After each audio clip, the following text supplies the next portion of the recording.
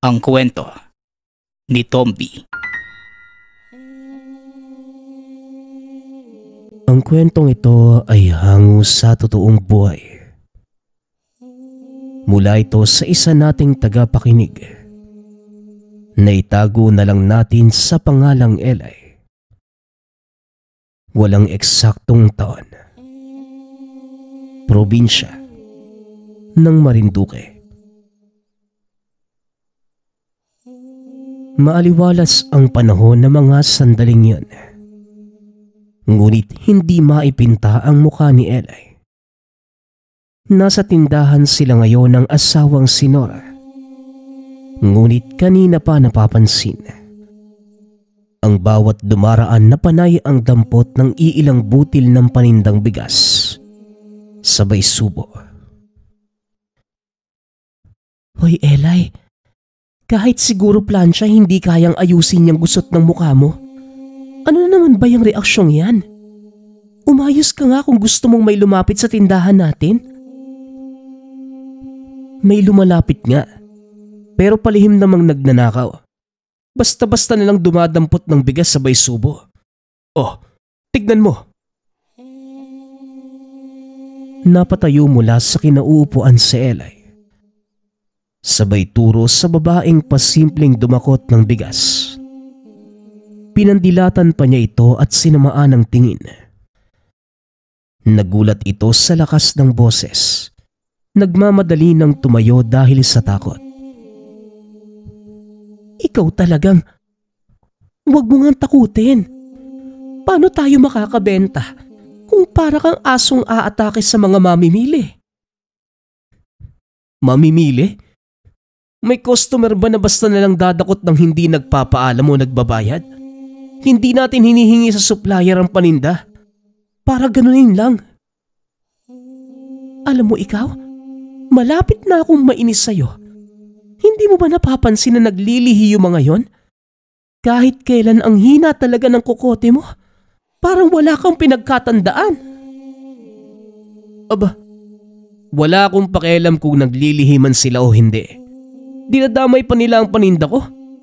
Kung gusto nila ng bigas, bumili ka mo sila. Diyos me, manahimik ka na nga lang. Ang ingay-ingay mo eh. Maliit na bagay pinapalaki. Napabuntong hininga na lamang si Nora nang buhati ng asawa ang sako ng bigas at ipinasok sa loob. Hindi na pinansin dahil magkakasagutan na naman sila. Baka mas mahaba pa ang sagutan kesa sa listahan ng nabentang paninda.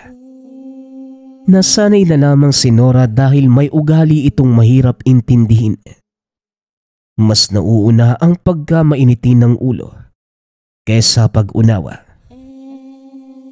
Makalipas ang ilang oras, dumagsa na rin ang mamimili sa munting pamilihan na meron lamang iilang tindahan. Hindi naman ito palengke ng bayan, ngunit dahil malayo, ginawa na lamang ng paraan para makabili ng pangangailangan sa araw-araw nang hindi dumarayo sa mismong sentro. Gulay at bigas ang pangunahing paninda nila Nora at Eli. Naging abala na din ang lahat ng tindero-tindera dahil sa siksikan at dami ng mamimili. Sa kabila ng pagiging abala ng lahat, nasa sulok lamang si Eli, ni hindi man lamang naisip na tulungan ang asawa. Nakaliwat kanan kung kumilos sa dami ng customer. Pagkatapos ko rito, may masasakal talaga ako eh. Hindi man lang marunong tumulong. Kitang maraming bumibili. Paupo-upo pa. Ngunit kahit anong pagpaparinig ni Nora sa asawa, wala itong pakialam. Nakaupo lamang at panay ang pagmamasid sa paligid.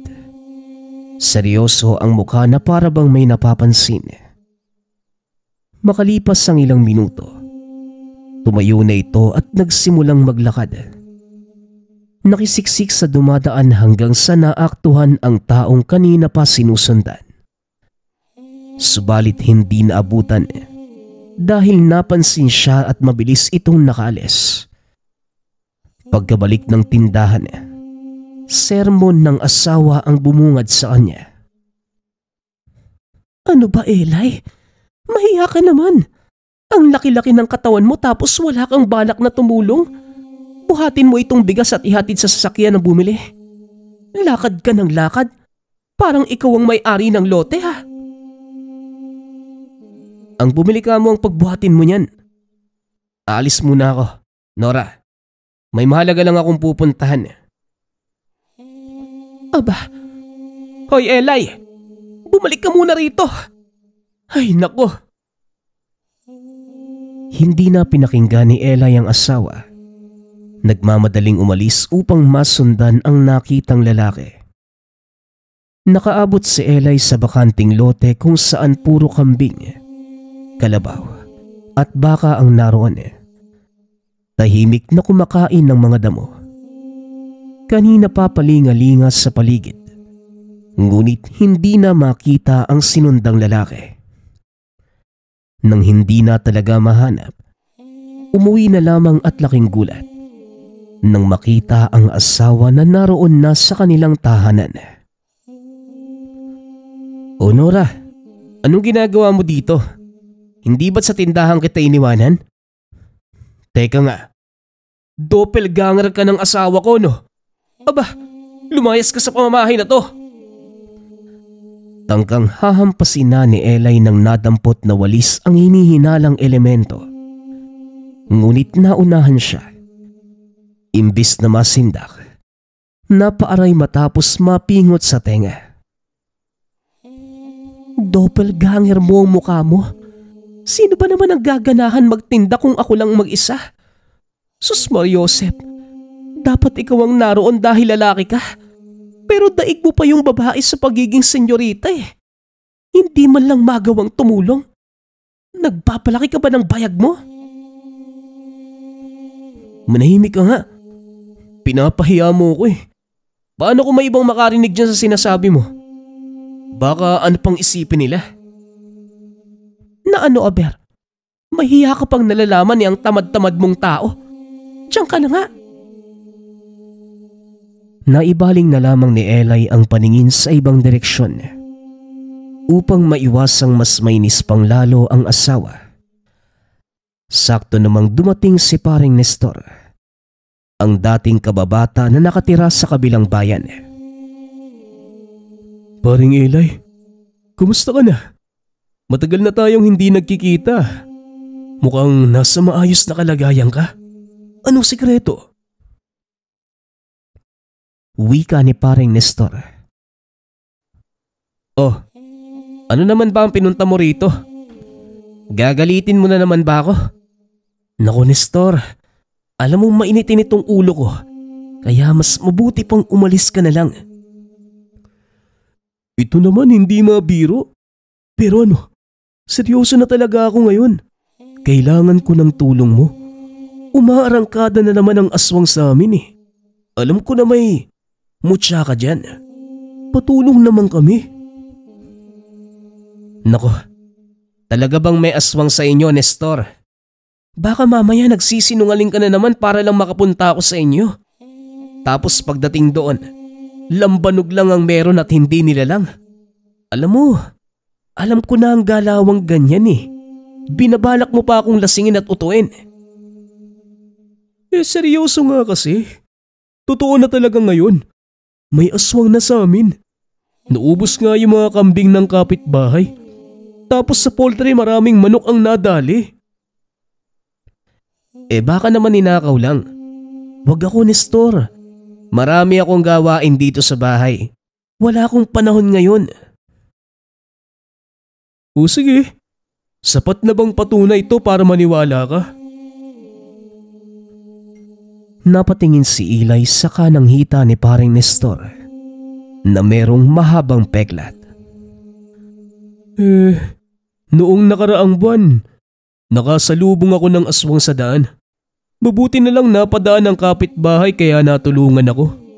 Nakaligtas pero eto na nga, sugatan naman. Ano, ayaw mo pa ring maniwala?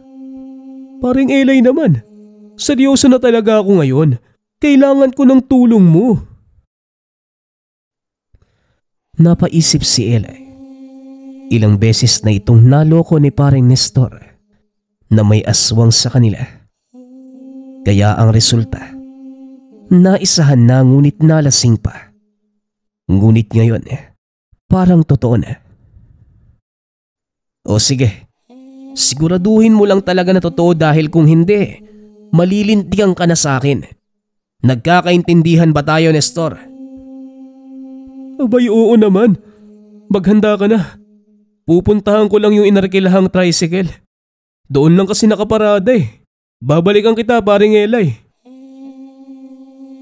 Sa pagtalikod ni paring Nestor, nagmamadali na ding pumasok ng tahanan sa Eli upang asikasuhin ang mga gamit. Sa kanyang paghahanda, sumingit ang asawa't nakiusisa. Oh, lalayas ka na naman. Ang kapal talaga ng mukha mo.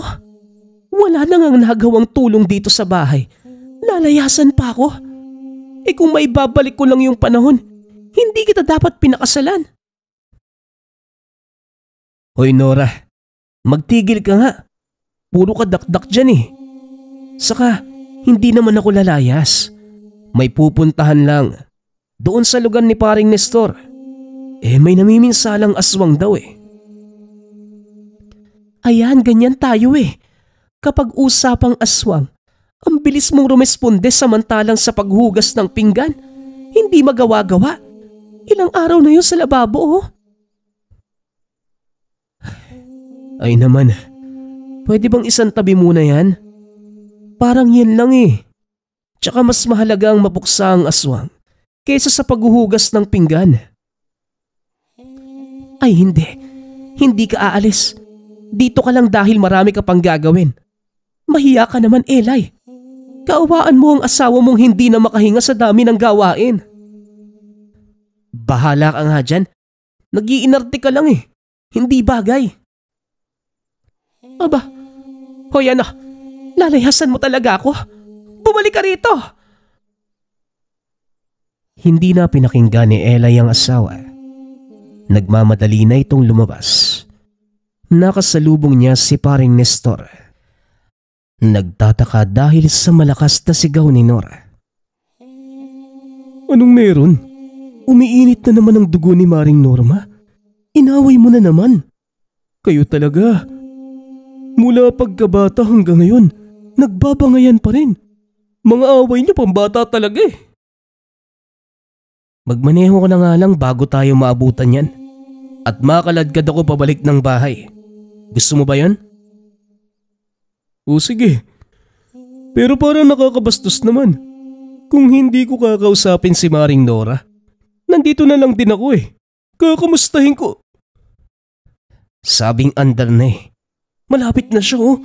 Gusto mo yatang hindi kita matulungan. Aba, bilisan mo. Wala nang nagawa si paring Nestor kundi paandarin ang tricycle at paharurutin bago makalapit si Nora na may bitbit na mahabang kawayan. Balak itong ihampas sa asawa. Natatawa na lamang si paring Nestor dahil hindi akalain na muling masasaksihan ang tila batang pag-aaway ng mag-asawa. Magmula pa noong nagliligawan pa lamang, palagi nang nagbabangayan. Walang araw na lilipas na hindi sila nagpapalitan ng salita. Ngunit kahit ganon, mahal naman nila ang isa't isa. Kahit hindi nagkakasundo sa halos lahat ng bagay. Dahil sa katamaran ni Eli pagdating sa mga gawain, si Nora lamang ang madalas na kumikilos. Ngunit sa kabila nito, suportado ng asawa ang pagiging antingero ni Eli. Minsan pa sinasamahan niya sa tuwing may dadayo sa kanilang tahanan para magpatulong. Ngunit mas lalo pang lumala ang katamaran ni Eli na wala na talagang balak na tumulong kahit sa magagaang gawain. Dito na tumutol si Nora. pinipigilan na niyang manugis ng aswang dahil sa inis na mas aktibo pang tumulong sa iba kesa sa kanya. Pero matigas ang asawa at ayaw makinig. Ipinagpapatuloy ang gawain bilang antingero. Minsan pa'y isinusumpa niya buhat sa galit. Nang makarating sina Elay sa bayan na kinalakahan ni paring Nestor, pagkababa niya ng tricycle, masasabi kagad na merong bakas ng aswang ang hangin. Kumbaga napadaan ang nilalang sa lugar bago sila dumating. Medyo malayo-layo ang bahay namin ha. Lumipat kami kasi inayos ng munisipyo itong kalsada. Kunting tiis lang sa paglalakad makakarating din tayo. Aba, nasa na yun? Ito talagang si Elay oh. Hindi ko alam kung antingero ba o bula. Ang bilis mawala eh. Paring Elay, nasan ka na ba? Naku naman oh. Lingid sa kalaman ni Nestor, lumihis ng daan ang kaibigan. May napansin ito sa kabilang daan at hindi na nagpaalam. Habang si Elay naman, nakaramdam ng kakaiba. Nang tignan niya ang babaeng nakaupo sa tabi, sa bahagi kung nasan ang mga halaman. Nang makita siya, nagmamadali itong tumayo at natatarantang tumakbo. Sinundan niya at nang maharangan, dali-dali niya itong tinanong. Huli ka ngayon. Ikaw ba ang umaaswang dito? Hoy babae, huwag mo kong artehan ng ganyan. Hindi uubra sa akin yung baliw-baliwan mo. Nararamdaman ko. Aswang ka kaya pwede bang umamin ka na? Bistado ka na eh. Napaayos ng tayo ang babae at saka masamang tumingin kay Elay. Ano ba ang gusto mo? Nananahimik ako rito tapos bigla kang mananakot. Nananahimik? Mukha mo. Huwag mo kong bigyan ng ganyang rason. Kilala kita aswang. Ikaw rin yung sa kabilang bayan eh. Swerte ka lang dahil inuna ko ang kaligtasan ng misis ko. Dahil kung hindi siya napahamak ng sandaling yon, tinapos na kita. O tapos, anong gagawin mo ngayon? Papatayin mo ko? O sige. Sige, gawin mo. Aba, sinusubukan mo ko ha? Akala mo yata hindi kita papatayin ano? Baka nakakalimutan mo. Wala kang lakas ngayon dahil may araw pa. At dahil sinusubukan mo ko, pues, pagbibigyan kita. Naalerto ang babae. Nang hawakan ni Elay ang pangil na nakasabit sa leeg at nag-usal ng orasyon, kagad itong kumaripas ng takbo. Nasundan naman ito ng antingero hanggang sa umabot sila sa kagubatan. Nang wala nang mapuntahan, napilitan ang aswang na harapin ang hantungan sa mga kamay ni Elay. Naging mabilis ang pagkilos nito.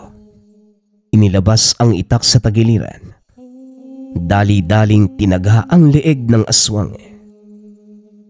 Ilang sandali pa, dahan-dahan nang nawala ng lakas at unti-unting nagsara ang mga mata. Nang humantusay na sa lupa, napailing na lamang si Elay. Napadasal pa bilang paggalang sa kaluluwa ng yumaong aswang.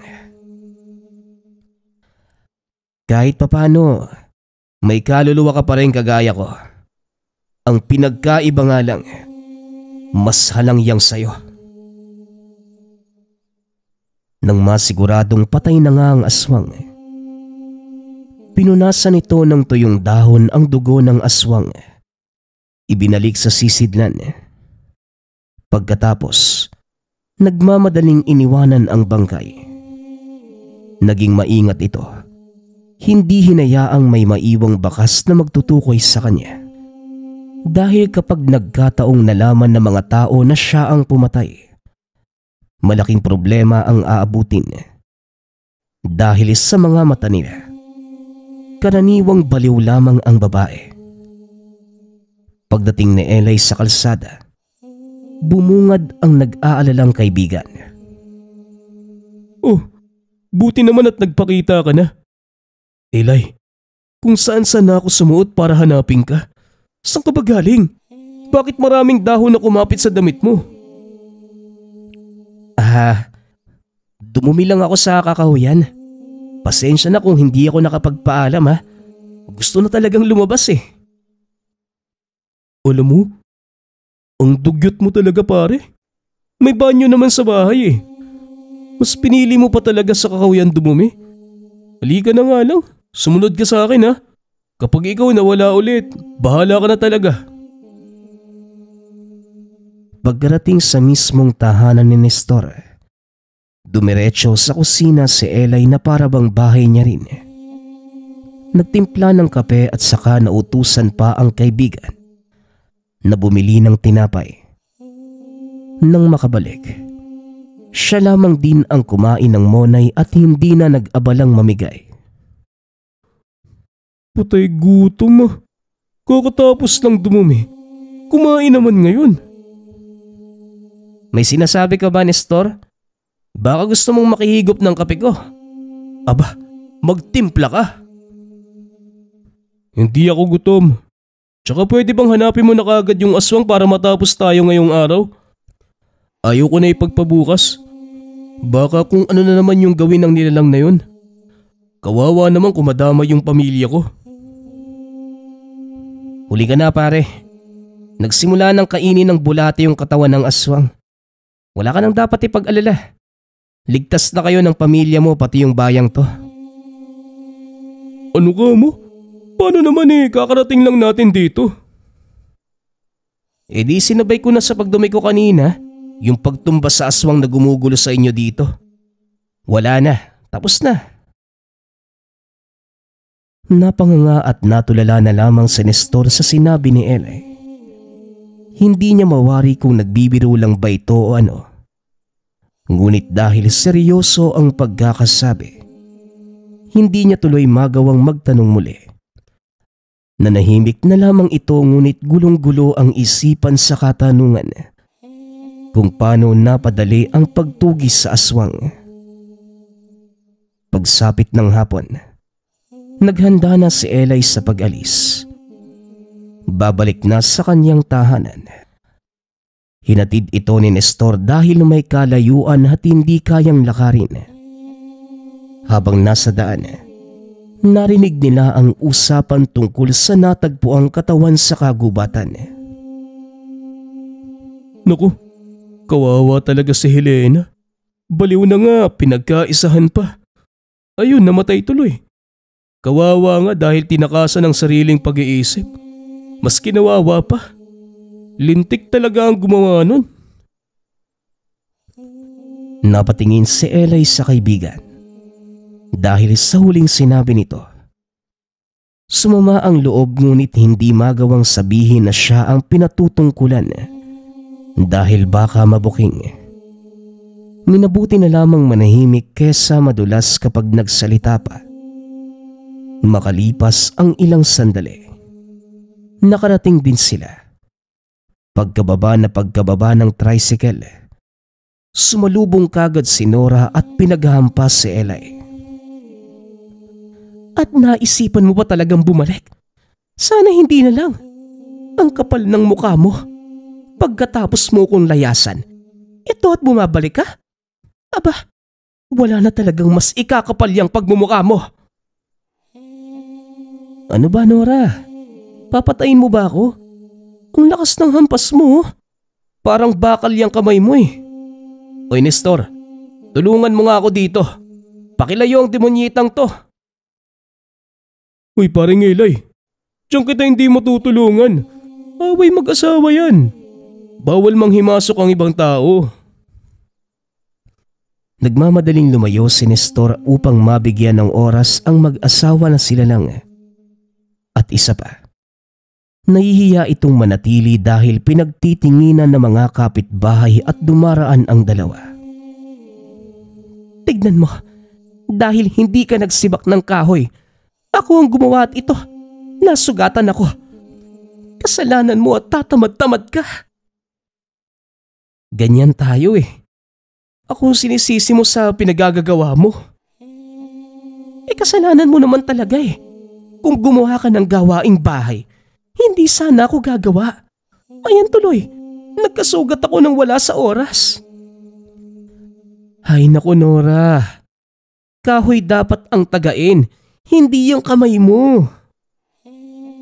Ganon? O sige, tumakbo ka at hahabulin kita ng itak. Buwisit ka. Santissima. Sinapian ka na talaga ng demonyo. Kumaripas ng takbo si Eli bago pa maabutan ng asawa na hindi niya inaasahang hahabulin siya ng itak. Sa tanang buhay niya, ngayon pa lamang ito natakot ng husto. Pati mga kapitbahay kinabahan sa kanila. Normal naman sana ang bangayan, ngunit mukhang napasobra ngayon na ikinagulat ng lahat. O ano, hindi ka bababa dyan? Sinasagad mo na ako, Eli. Kung maibabalik ko lang talaga ang panahon, sana noon pa, dinispatcha na kita. Ay, ako rin naman. Kung maibabalik ko lang ang panahon, sana yung kapatid mo na lang yung niligawan ko. Ewan ko ba kung bakit minahal kita eh. May lahi ka palang demonyo. Bakit ngayon pa lumabas ang ugaling yan? Sana noon pa para naiwasan ko na. Sagot ni Eli habang nakatingin sa ibaba ng puno. Buisit naman tumatandang to. Kung kailan matagal na kami, naging asal demonyo. Si Satanas talaga hindi marunong pumili ng sasapian no? Sa asawa ko pa talaga. May sinasabi kang damuho ka? Wala. Pwede bang itigil na natin to, Nora? Hindi na tayo mga bata para magkaganito. Hindi ka ba nahihiya sa mga kapitbahay natin?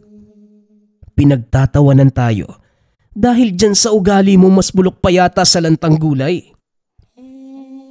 Hoy, pagod na ako. Kapag ako nahulog dito at namatay, mumultuhin kita. Hindi kita titigilan, sige ka. Di gawin mo. Sinong tinatakot mo? Aber? Kahit ngayon nga nabuhay ka, para ka ng multo eh. Huwag ka nang umuwi sa bahay ha. Sinasabi ko talaga sa'yo. Nakahinga ng maluwag si Eli nang ang asawa na mismo ang tumigil. Akala niya hindi siya makakababa mula sa pagkakalambitin sa puno ng niyog. Nang makababa, napasalampak pa sa lupa dahil sa matinding pangangatog ng mga tuhod. Pawisan pa at kabadong-kabado. Ay sus Mariosep tong asawa ko. Asawa ko ba talaga to o ibang tao? Hindi ko na yata kilala. Mamamatay pa ako nang wala sa oras. Diyos ko. Pinalipas muna ni Eli ang ilang oras. Nang sumapit ang gabi, binalak niyang umuwi upang makapagpahinga naman. Ngunit nang nasa bakuran na siya ay biglang tinabla ng takot. Nakita niya ang asawa na abala sa gawaing kusina. Dinig na dinig pa ang sermon nito. Nahiya na tuloy itong pumasok kaya naupo na lamang muna sa labas.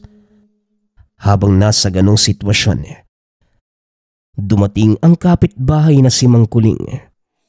May kasama itong mag-asawa na hindi pamilyar sa kanya. Magandang gabi sa inyo, Eli. Sila pala sina Gian at Elena, kaanak ko sa kabilang bayan. Nandito sila para humingi ng pabor sa iyo. Sana ay matulungan mo. Bakit? Anong meron? Anong problema ng dalawang to? Ito kasing asawa ko, Eli. Nagbuntis tapos noong nanganak na.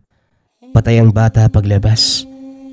Ang sabi ng pinuntahan naming manggagamot, inaswang daw ang sanggol. Hindi niya kayang humarap sa aswang dahil wala siyang sapat na gamit. Nandito kami ngayon para humingi ng tulong sa iyo. Gusto naming gumanti sa hayop na pumatay sa anak namin. Sana matulungan niyo kami. Ay nako, umaarangkada na naman ang mga aswang na yan. Naiintindihan ko ang sakit na dulot ng pagkawala ng inyong anak. Pero sigurado ba talaga kayo na gumanti? Kilala niyo ba yung aswang? Oo, hindi ako pwedeng magkamali. Habang nagbubuntis ako, ang kaibigan ng yumao kong ina ang palagi kong kasama. Dumadalaw siya sa bahay. Akala ko bisita lang pero may masama na palang pakay. Paano ka naman nakakasiguro, Iha? Masama ang magbintang ng walang sapat na patunay. Magkakasala lang tayo kung hinala ang pagbabasehan. May usap-usapan na dati na aswang siya. Hindi ko lang masyadong napagtuunan ng pansin dahil bata pa ako noon. Hindi ko pa alam ang mga ganitong bagay. Pero sigurado talaga ako na siya ang aswang dahil sa tuwing pumupunta ng bahay, ako kagad ang hinahanap. Tapos palaging hinahawakan ng tiyan ko. Palagi rin nagtatanong kung kailan ako manganganak. Anong ipapangalan ko sa bata at kung ano-ano pa. Kahina-hinala naman talaga, hindi ba? Sabagay. O siya, umuwi na kayo dahil bukas na bukas. Magpapasama ako kay Mang Kuling sa tahanan niyo. Obserbahan natin yung pinaghihinalaan yung aswang at kapag sigurado na tayo, saka natin siya paparusahan. Ayos ba? Gabi na kasi at galing pa ako sa mahabang lakad . Hindi pa ako nakakapagpahinga. Sige po, wala pong problema. Hihintayin ka namin, Eli. Salamat na kagad. O sige na, umuwi na kayo. Ihatid mo na lang, Mang Kuling. Gabi na at baka mapano pa sila sa daan. Nang umalis na ang tatlong bisita, hindi maiwasang makaramdam ng lungkot ni Eli. Palaging nangingibabaw ang emosyon pagdating sa mga bata o sanggol na nabibiktima ng aswang. Minsan na din itong nawala ng anak kaya naiintindihan niya ang mag-asawa. Ang galing mo naman. Kapag ibang tao, ang bilis mong tumulong. Kapag may aswang natutugisin, alisto ka. Tapos sa akin wala kang ni katiting na awa. Hindi ka marunong tumulong sa mga gawain. Halos mapatalon sa gulat si Eli sa biglaang pagsigaw ng asawa. Hindi niya namalayan ang paglabas at paglapit nito sa kanya. Nakatikim pa ito ng hampas ng sandok. Nora, masakit yun . Alam mo bang nakakabaliw ang mahampas ng sandok? Tumigil ka na. Hoy, aba. Di mabaliw ka. Wala akong pakialam. Hindi pa rin tinigilan sa paghampas si Eli. Hanggang sa nakahanap ito ng pagkakataong makatakas. Nagmamadaling pumasok ng bahay at pinagsarahan ng asawa. Buksan mo to, Eli. Kapag ako nakapasok, malalagot ka talaga sa akin. Diyan ka nga muna. Ang ingay mo . Mapanakit ka pa. Sa labas ka muna matulog. Diyos ko, mas mahirap ang pakisamahan tong asawa ko kaysa sa ibang nilalang. Mas mabuti pang aso, nakakaunawa. Dagdag ni Eli. Lumipas ang gabi na puro bangayan ang maririnig sa kanilang munting tahanan. Hirap ding makatulog ang katabing bahay dahil sa lakas ng boses. Hindi lang sila sinaway dahil nahihiya. Hanggang sa pagsapit ng umaga, wala pa rin nagbago. Ingay pa rin ang mapapakinggan. O sige lang, umalis ka na. Manugis ka ng manugis hanggang sa maubos ang aswang sa mundong to. Huwag kang tumigil. Maghanap ka ng nilalang napupuksain mo. Gawain mo yan . Tungkulin mo yan bilang antingero. Pero huwag ka nang bumalik sa bahay na to kahit kailan ha. Peste ka. Doon ka na sa mga aswang makitira. Napapikit na lamang si Eli sabay takip ng magkabila ang tenga. Tila may tumutunog na kampana sa pandinig. Sa lakas ng boses ng asawa, Hindi na lamang niya binigyan ng pansin. Tiniis ang kaingayan hanggang sa nakawala na ito nang makaalis ng tahanan. Galit na galit si Nora, ngunit hindi niya magawang isantabi ang pagtulong sa mag-asawang lumapit kagabi. Ayon sa kanya, darating din ang oras na maiintindihan siya ng asawa. Ngayon mas kailangan niyang unahin ang mas mahalagang bagay. Sa tulong ni Mang Kuling, narating ni Elay ang bayang tinitirhan ng mag-asawa. Masyado itong malayo. Hapon na nang makarating bago pa sumapit ang gabi. Ilang bundok ang kanilang dinaanan at base dito, naintindihan niya ang kalagayan ng lugar. Hindi nalalayong pamugaran ng aswang. Mabuti naman nakarating kayo bago sumapit ang gabi. Diyan kasi sa bundok may aswang na nag-aabang kaya wala nang maglalakas loob na lalabas pa dahil sa takot. Wika ni Gian. Gaano ba kayo kadalas aswangin dito? Araw-araw ba? Gabi-gabi? Hindi naman sa ganon. Mas madalas sila sa kabundukan. Madalang lang kung may sumadya rito sa bahay-bahay. Matapos ang maiksing usapan, binigyan ng espasyo ng mag-asawa si Elay para makapagpahinga. Ngunit hindi nito magawang matulog dahil nakikiramdam. Habang nakadungaw sa bintana ay nahagip ng paningin ang isang ginang na naglalakad sa daan. Pasulyap-sulyap ito sa bahay ni Gian. Nagmamadali naman itong nagtago upang hindi makita. Katulad ng deskripsyon na binigay ni Elena kanina, ang babaeng ito ang kaibigan ng yumaong ina, ang pinaghihinalaang pumatay sa anak. Pinagmas ng mabuti ni Elay ang babae. Hindi niya magawang sumalungat sa paniniwala ng mag-asawa dahil tama sila. Ang babaeng ito ay isang aswang. Sinundan niya ito ng tingin. Nakatatlong balik kaya napapaisip na ito. Sino naman kaya yung minamanmano ng isang to? Hindi na buntis si Elena pero nandito pa rin. Ano bang pakay mo? Mahinang tanong ni Elay sa sarili habang hindi pa rin tinatantanan ng tingin ng babae. Ilang sandali pa ang lumipas. Nawala na ito. Dito na rin siya kumilos para mailigpit ng maaga ang nasabing nilalang. Elay, aalis kayo? Hindi niyo ba nagustuhan ang kwarto? May gusto po ba kayo? Sabihin niyo lang susubukan naming ibigay sa inyo. Hindi. Ayos lang ang kwarto. Pero hayaan niyo muna ako ha. May pupuntahan lang. Saglit lang to. Gabi na, Elay. Masyado nang delikado sa labas. Huwag niyo akong alalahanin. Gian, dito ka lang sa bahay ha. Bantayan mo si Elena. Tapos kapag may napansin kayong masamang amoy, yung kakaiba, hindi pangkaraniwan, isaboy niyo itong langis sa hangin.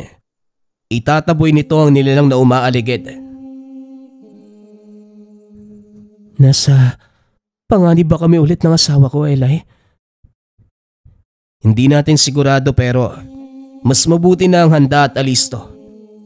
Tandaan niyo ang sinabi ko. Mag-ingat kayo dito at wag na wag niyong pagbubuksan ng pinto ang kahit na sino. Maliban sa akin. Maliwanag ba? Napanatag ang loob ni Elay nang tumango at naintindihan na mag-asawa ang bilin. Nagmamadali na itong lumabas upang masundan ng babae. Sakto namang muli itong napadaan. Nagkatitigan pa ng ilang segundo hanggang sa nakilala nito kung sino nga ba siya. Kagad itong hinabol ni Elay nang magsimulang tumakbo palayo. Umabot pa sila sa kabundukan kung saan may nag-aabang din na aswang bukod sa babae. Ngunit dahil malakas ang tangan niyang mutya sa pangil ng musang, sila na ang nagkusang umatras. Ganyan nga. Magkusa kayong umalis para hindi na ako mag-aksaya ng oras sa pakikipaglaban sa inyo. Pero, buwisit na babaeng to Ang tigas Nagsialisa na ang mga aswang na nag-aabang sa bundok. Ngunit ang babaeng hinabol, nanatiling nakatayo sa hindi kalayuan. Tila hinahamon ito base na rin sa paraan ng tingin nito. Hoy ikaw, ano? Lalaban ka ba? Ang tigas mo rin Mga kasama mo umalis na, ikaw nandito pa. Gusto mong mamatay, manang? Bilib din ako sa iyo Bistado ka na nga, hindi ka pa rin natatakot. Dinukot ni Elay ang patalim. Hinawakan nito ang pangil ng musang sa kabilang kamay. Mabilis na kumilos si Elay at akmasa ng tatagain na ang aswang. Ngunit tumakbo ito. Dali-dali naman itong hinabol ni Elay. Hindi naman nakalayo dahil naabutan bago pa makakyat sa kabilang bundok. Mahigpit niya itong hinawakan para hindi na makatakas. Grabe ang bilis mo Pero pasensyahan na lang tayo dahil hindi na kita kakaawaan. Pati apo ng yumao mong kaibigan dinali mo. Anong klaseng kaibigan ka? Sabagay, ang halimaw ay mananatiling halimaw at hindi kikilala ng kaibigan sa oras na magutom ang sikmura. Ngayon, bubusugin kita ng kamao ko nang matahimik ka ng hayop ka. Binitawan ni Elay ang hawak na patalim. Mabilis na pinagsusuntok ang nilalang. May balak pa sana itong magpalit ng anyo bilang aswang. Ngunit hindi na natuloy dahil sa laki ng pinsala na dulot ni Elay. Patuloy pa sa pagpupumiglas ang nilalang. Ngunit hindi na pinatagal pa ni Elay ang labanan. Kinuha nito ang patalim. Itinarak sa dibdib ng aswang. Sa puntong yon, nangisay, nanghina at tuluyan ng binawian ng buhay. Matapos humandusay sa lupa, napabuntong hininga na lamang si Elay. Sandali pa niyang tinignan ang bangkay. Pagkatapos ay minabuting dalhin sa pinakamasukal na bahagi upang hindi madaling mahanap. Bumalik ito sa bahay ng mag-asawang Gian at Elena. Tinignan ng dalawa. Wala namang nangyaring masama habang sila lamang ang naiwan. Nag-aalala ang mga ito ngunit sinabihan niyang magpahinga na lamang. At bukas na ibabalita ang tungkol sa aswang na pinuksa. Habang nasa higaan hindi mapakali si Elay. Ganitong-ganito ang sitwasyon sa tuwing may mapapatay na aswang. Alam niyang tama naman ang ginagawa. Dahil nararapat lamang yon sa mga nilalang na walang ibang alam kundi ang sindakin at biktimahin ng mga tao. Ngunit may parte din sa kanya na nanghihinayang sa buhay ng mga ito. Minsan na din siyang napatanong kung bakit may ganong klaseng nilalang sa mundo. Bakit kailangan pang may masaktang tao at may mamatay na aswang? Bakit hindi nilang magsama nang walang nasasaktan? Naging mas malalim pa ang pag-iisip niya hanggang sa namalaya na lamang na sumikat na ang araw. Kung hindi nahawi ang kurtina ng bintana, hindi pa mapapansing umaga na pala. Bumangon na lamang ito at lumabas. Sakto namang gising na ang mag-asawa. Upang wala nang masayang na oras, ipinagtapat na niya ang totoong nangyari nung nagdaang gabi. Ayun nga, tama kayo na ang babaeng kaibigan ng yumaon yung ina ang aswang. Nakaengkwentro ko kagabi at yun na nga, wala na siya. Huwag na kayong mag-alala. Dahil magmula ngayon wala nang gagambala sa inyo. Saka, iiwanan ko rin kayo ng pangontra para kahit papano may proteksyon dito sa inyong tahanan. Hindi na rin ako magtatagal dahil may bahay din akong uuwian. Kaya pagkatapos ng agahan, nagpaalam na si Eli. Siniguro niyang mapanatag ang kalooban ng mag-asawa bago tuluyang umalis. Ilang sandali rin itong nagmasid sa kabundukan. Malakas ang enerhiya ng mga aswang doon at para mabawasan, may inilibing itong butil sa mismong bundok. Sinabayan na rin ng maiksing orasyon. Nang matapos, nagpatuloy na ito sa paglalakad.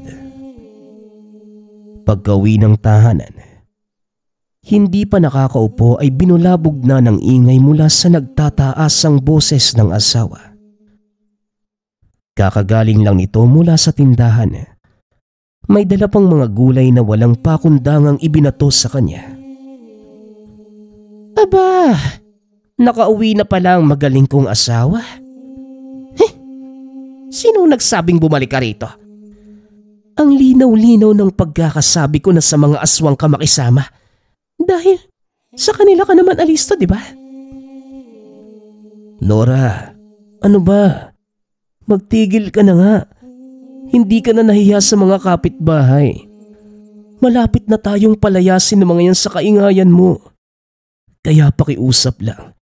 Pakitikom naman niyang bunganga mo kahit ngayon lang. Huwag mong idahilan ng ibang tao. Umalis ka. Lumayas ka. Wala ka ng parte sa bahay na to. Doon ka tumuloy sa mga tinutugis mong aswang. Talaga ba? Palalayasin mo ko. Ikaw rin. Marami pa naman akong dalang pera dahil malaki ang binayad sa akin. Inilabas ni Eli ang perang natanggap mula sa mag-asawa bilang kabayaran sa serbisyo. Ayaw naman sana niyang tanggapin. Ngunit mapilit ang mag-asawa at wala nang nagawa pa. Aba, anong akala mo sa akin, Eli? Mukhang pera? Abay, buwisit ka. Akala niya madadala si Nora. Hindi pala. Mas lalo lang itong nagalit at napilitan siyang lumabas ng tahanan. Sa bakuran na lamang nagpalipas ng oras. Ilang sandali pa lumabas ng bahay ang asawa. Hindi siya pinapansin. Kinakabahan pa dahil may bitbit na itak. Dumiretso ito sa likod at nagsimulang magsibak ng kahoy. Noong una hindi kumibo si Eli. Pero dahil sa sunod-sunod na ingay ng pagsibak, hindi na niya napigilan ang sarili. Lumapit siya at pinagmasdan ng asawa. Dito niya napansin ang bahagyang pagpayat nito. Pagod na mga mata at parang pinipilit na lamang na kumilos. Napabuntong hininga siya at saka binawi ang itak. Sige na Nora, ako na. Baka masugatan ka na naman eh. Pumasok ka na lang sa loob. Ihahatid ko mamaya mga sinibak na kahoy. Ako na? Kaya ko ang lahat ng gawain dito. Saka ayaw kong umasa sa kagaya mong punong-puno ng katamaran sa buong pagkatao. Ano ba Nora? Ako na dito. Gawain to ng lalaki kaya sumunod ka na lang sa akin. Huwag kang makulit. Aba, tingnan mo kung sinong magsalita. Talaga ba Eli? Ano, gumana na ba yung mutya mo kaya ka nagkakaganyan? Hindi uubra sa akin ang estilo mong yan. Bait-baitan. Nora, pasensya ka na kung tamad tong asawa mo. Pero gumagawa naman ako ng mga gawaing bahay. Hindi nga lang nagagawa kaagad pero tinatapos ko naman. Ano pa bang gusto mo? Mabuti at natanong mo yan. Ang gusto ko lang naman Eli, huwag mong iparamdam na mas mahalaga pa ang tungkulin mo bilang antingero kaysa sa akin na asawa at pamilya mo. Parang palagi na lang akong nahuhuli. Parang mag-isa lang ako sa buhay na to. Hindi na kita maramdaman. Parang ang layo-layo mo na. Masyado kang nakatutok sa panunugis ng ibang nilalang na nakalimutan mo na ang responsibilidad bilang asawa. Ayos lang sana kaso parang unti-unti mo na akong ibinabaon sa limot. Nakakasakit ka ng damdamin. Tinilikuran siya nito matapos yung sabihin. Aba, yun lang pala ang kinakagalit mo eh. Ano bang gusto mo? Lambing? Lalambingin kita. Ibibigay ko lahat ng... Naitikom na lamang ni Eli ang bibig. Sabay hugot ng hininga. Hindi niya inaasahan na yun pala ang dahilan ng asawa. Akala niya may mas malalim pang rason. Ngunit nang inisip ng mabuti ang sinabi nito, nakaramdam siya ng awa. Napagtanto niyang naiiwanan na ang asawa ng hindi namamalayan. Sumapit ang 7:00 ng gabi. Nasa labas pa rin si Eli. Hindi sila nagkausap ni Nora. Ayaw niyang unahan dahil masama pa ang loob nito. Lumipas ang ilang sandali. Nakaidlip si Eli. Nagising na lamang na may tumupik sa balikat. Pagmulat, bumungad sa mukha niya si Aling Nena. Pasensya na kung nagulo ko ang pag-idlip mo, Eli. Kailangan ko lang talaga ng tulong. Inaaswang ang anak kong si Tonya. Kaya maaari bang tulungan mo ko? Ano? Paano niyo naman ho nalaman na inaaswang? Nasa kabilang baryo naman ang anak mo Hindi ba? Pagkagaling ko sa tindahan, dinalaw ko siya at ayon sa mga kwento niya, may umaaligid daw. Magtatatlong gabi na. Tulungan mo naman ako, Eli. Paano naman ho siya nakakasigurong aswang umaaligid? Baka kapitbahay lang nila. O hindi kaya kawatan o iba pang masasamang loob. Paring Eli, alam ng anak ko ang pinagkaiba ng ordinaryong tao sa isang halimaw. O sige, Aling Nena. Tignan natin. Sandali lang. Magpapaalam lang ako sa asawa ko, ha? Sige na. Umalis ka na. Unahin mo na yung aswang, baka makawala pa. Nagulat pa sila pareho ni Aling Nena ng pabalibag na sinara ni Nora ang pinto. Magkaawa yata kayo ng misis mo, Eli. Pero pwede bang unahin mo muna ang anak ko? Ayaw kong mawala ng apo. Nalilito si Eli kung sino ang uunahin. Ngunit sa huli, pinili niyang tulungan muna ang ibang tao. Nagmamadali silang nagpunta sa kabilang baryo at malayo pa lamang. Amoy na na matanda ang aswang. Habang sakay ng tricycle. Habang hawak ang mutya ng pangil ng musang. Nagsimula na ito ng mga orasyon at pagkababa na pagkababa. Hinanap kagad ang pinagtataguan ng nilalang. Inutusan niya si Aling Nena na puntahan ang anak na buntis para masamahan. Samantalang siya naman ang tumutugis. Sa likod bahay pala nagtatago ang nilalang. Maingat na lumapit si Eli para hindi madaling mapansin. Nang makalapit, inambahan niya ngunit mabilis itong nakakilos. Nanlalaban pa kaya medyo nahirapan si Eli. Napaatras ito upang makailag sa mga pagkalmot. Mabuti na lamang kakahuyan na sa bahaging yun. Dista-distansya ang mga bahay kaya't walang ibang nakapansin sa kanila. At isa pa, madilim na ang paligid. Nang makabuelo si Eli at masukat ang galaw ng aswang, hindi na niya ito kinaawaan. Nag-usal si Eli sa tangang mutya. Mabilis na kumilos. Pinagtataga ang nilalang. Hindi pa nakontento si Eli. Hinubad nito ang pangil. Isinuot sa leeg ng nilalang. Dito na nangisay ng todo ang aswang na makalipas ang 1 minuto. Hindi na nakagalaw. Tuluyan itong binawian ng buhay. Umalis na rin siya kagad para matignan ang kalagayan ni Aling Nena.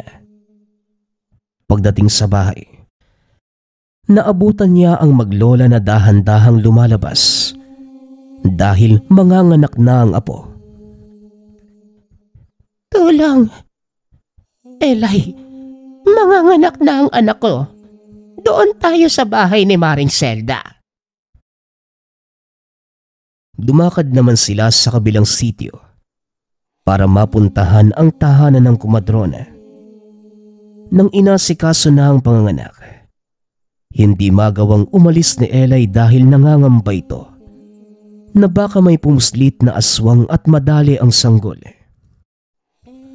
Naghintay siya hanggang sa lumipas ang ilang sandali at nailabas na ang bata. Naging maayos ang pagluwal. Wala na din ang banta ng panganib. Nang masigurong ligtas ang lahat ay nagpaalam na ito. Pasado 1:00 na mga sandaling yun, nang makauwi si Elay sa tahanan, tahimik na ang paligid maging ang bahay. Nakapasok naman ito dahil nakuhang buksan ng pinto. Nang makitang mahimbing nang natutulog ang asawa, dumiretso na lamang sa silid para makapagpahinga na. Kinabukasan, tinanghali ng gising si Elay. Wala na si Nora na mga sandaling yun. Pagkatapos mananghalian, nagmamadali itong nagpunta sa tindahan. Naabutan niya doon ang asawa na abalang-abala sa gawain. Bigla siyang nakaramdam ng hiya na hindi magawang lumapit. Ngunit nang dinagsa ang pamilihan, napilitan itong tumulong para hindi maging kawawa ang asawa sa kaliwat kanang gawain. Hoy, anong ginagawa mo dito? Ang kapal na mukha mong magpakita. Aawain mo pa talaga ako? Sa harap ng mga suki mo? Ipagpaliban mo na muna yan. Saka na tayo mag-away kapag naubos na ang paninda. Maraming bumibili oh. Hindi na nagawang sumagot ni Nora. Nahihiya ito sa mga suki na nasa harapan lang. Ibinuhos nila ang atensyon sa gawain sa tindahan. Nang matapos at sumapit ang 6:00, dahan-dahan na silang nagligpit at nagsara. Pag-uwi sa tahanan, tila hindi magkakilala ang dalawa dahil sa malayong-malayo ang distansya ng bawat isa at natukso pa ng mga kakilala. Oy Elay, maghiwalay na ba kayo ng asawa mo at ang layo-layo nyo sa isa't isa? Kung kailan tumagal kayo, na kayo pa naisipang maghiwalay? Lambingin mo kasi pare. Yakapin mo. Halikan. Para hindi man lamig sa'yo. Ay iiwanan ka na yan. Napakamot na lamang sa ulo si Elay nang makita si Nora na ang bilis ng paglalakad. Masyado na itong malayo at nang lumiko sa kabilang daan, hindi na nakita. Nagmamadali na din itong umuwi para kausapin ang asawa. Ngunit nang lumiko ng daan, naabutan niya itong nanginginig sa takot habang yakap-yakap ang isang bata. Magtatanong pa sana, ngunit hindi na nagawa ng makita ang aswang sa unahan. Nanlilisik ang mga matang nakatingin sa kinalalagyan ni Nora. Aba, hoy! Ako ang harapin mong aswang ka. Iwanan mo ng tingin ng asawa ko. Halika rito! Kagad hinabol ni Elay ang nilalang. Nang makapa ang nakasukbit na itak sa tagiliran, hindi na siya nagdalawang isip. Naabutan niya ito sa gubat na tangkanasan ng aakyat sa kabilang bundok para magtago. Bago pa mangyari, mabilis na kumilos si Elay. Tinaga ng paulit-ulit ang aswang. Hindi ito tinigilan hanggang sa maputol ang ulo. Saka lamang dinatauhan si Elay. Patay na ito. Pero hindi pa siya tapos. Pinaghiwa-hiwalay nito ang katawan ng aswang. Pagkatapos, iniwanan sa pagmamadaling malaman ang lagay ng asawa. Naroon pa rin ito sa daan yakap-yakap ang batang hindi kilala. Nang mapatingin sa tabi, nagulat siya sa nakahandusay na bangkay ng isang babae. Nakilala din dahil tinawag ito ng bata na nanay. Isang linggo ang lumipas. Namuhay sina Elay at Nora sa kanilang tahanan, kasama ang batang naulila sa ina. Ito din ang naging tulay para magkaayos sila. Hindi na humadlang si Nora kahit araw-araw na umalis ang asawa para manugis dahil meron na itong kapiling. Subalit binago na ni Elay ang ugali. Naninibago sa pagdating ng bata, kaya nasabik na mumasta bilang ama. Umalis man siya para manugis, nagmamadali itong umuwi para makapiling ang pamilya at ang bagong biyayang dumating sa kanila. Ang dating bangayan, ngayon ay maayos at magaan ang pinag-uusapan. Nagpapasalamat nga pala ako sa lahat ng sumusuporta sa ating channel. Nawa ay patuloy niyong suportahan at pakinggan ang ating mga kwento. Hanggang sa muling pakikinig. Paalam.